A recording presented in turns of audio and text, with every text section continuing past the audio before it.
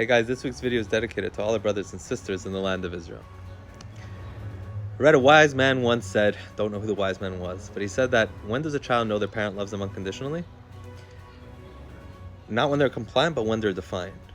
Meaning, until then, the child's like, maybe it's just, maybe the love is just conditional on my behavior.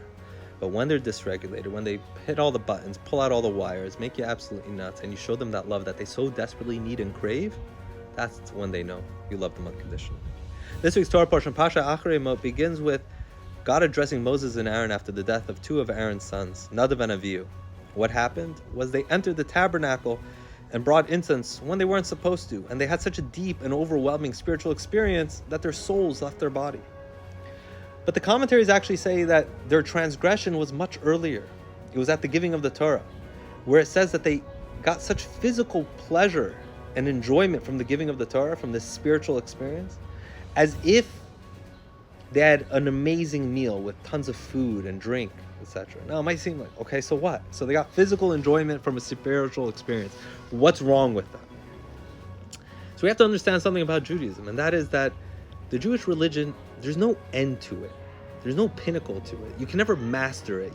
There's no mountaintop where it's like, I got it. I understand it. I grasped it. Because ultimately, the entire Jewish faith is all about connecting to God, and God is infinite and we're finite. We can never grasp God. We can never understand God. We can never know God in that way.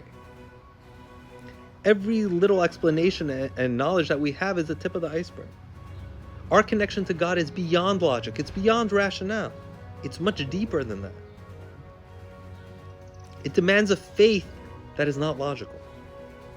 It's like asking somebody what's their favorite color, right? And so someone says, mine is blue, mine is green, and mine is yellow.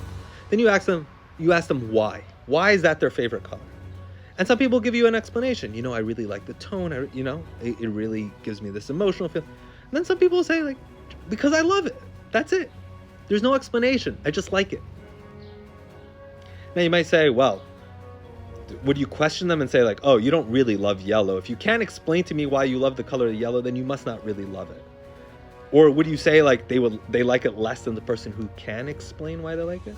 No, probably just the opposite. Somebody who can put into words why they love something or why they feel deeply about something probably doesn't care for it as deeply as somebody who can't even put it into words. It's just intuitive. It just is. It's part of who I am. I can't put it into words. I can't define it. It just is. If a parent has to explain why they love their child, that's a problem. A parent doesn't have to explain why I love my child. It's a part of me. It's in my core. It's who I am. Are there explanations somebody can give? Sure. But that's not at the essence. That's not at the deepest level why they love their child. It's beyond definitions. It's a part of me. Our relationship with God, are there parts of the relationship that are very pleasurable, we have beautiful explanations for? Sure. Because God told us the reasons for those commandments that give us, access to Him. But as the truest essence of God, it's unknowable, ungraspable. That's not a word.